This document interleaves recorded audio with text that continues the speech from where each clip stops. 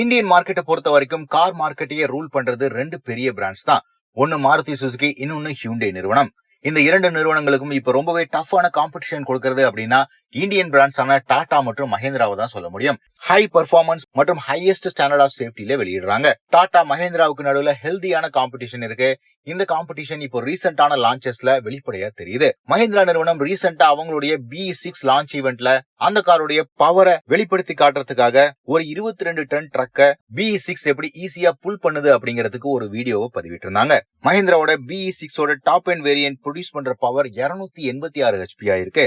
இது கூடவே இல்லாம புல்லிங் பவருக்கு முக்கியமா தேவைப்படுற டார்க் 380 நியூட்டன் மீட்டர் ஆயிருந்தது. இதை டெமான்ஸ்ட்ரேட் பண்ணி காட்டுறதுக்காக தான் 22 டன் எடையுள்ள ட்ரக்க ஈஸியா புல் பண்ணுது அப்படிங்கிற வீடியோ பதிவிட்டு இருந்தாங்க.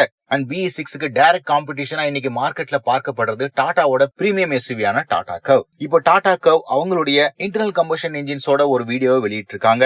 இந்த வீடியோவோட ஸ்டார்டிங்ல டாடா கர்வ ஒரு செயின் மூலமா ட்ரக்ல கனெக்ட் பண்ணிருக்கிறத பார்க்க முடிஞ்சது. இது டைரக்டா மஹேந்திராவுக்கு ஆன்சர் பண்ற மாதிரி இருந்தாலும் ஃபர்ஸ்ட் இந்த காரோட கனெக்ட் பண்ணியிருந்தது ஒரு 14 டன் எடையுள்ள ஒரு ட்ரக். ஆப்வியஸா BE6 கம்பேர் பண்ணும்போது இது குறைவான பவர் உள்ள கார் அப்படிங்கிறதுனால இந்த வீடியோவை பதிவிட்டு இருந்தாங்க அப்படின்னு நினைச்சோம்.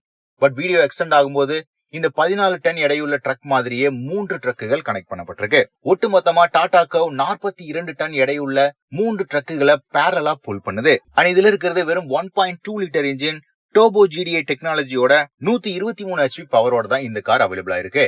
இருந்தாலுமே டாடா மோட்டார்ஸோட இந்த லேட்டஸ்டான கர்வ் 3 ட்ரக்ஸ பேரலா புல் பண்றது அனைவரையும் ஆச்சரியத்துக்கு உள்ளாக்கி இருக்கு. மஹேந்திரா நிறுவனமும் டாடா நிறுவனம் இது மாதிரி போட்டிகள்ல ஈடுபட்டாலும் காம்படிஷன் ஹெல்தியா இருந்தது அப்படின்னா இன்னுமே ஸ்ட்ராங் மற்றும் ரிலையபிளான கார்ஸ் இந்தியன் மார்க்கெட்டுக்கு கிடைக்கும் அப்படிங்கறதுல மாற்று கருத்து இல்ல. டாடாவோட இந்த பவரை பத்தி நீங்க என்ன நினைக்கிறீங்கன்னு கமெண்ட் செக்ஷன்ல பதிவிடுங்க.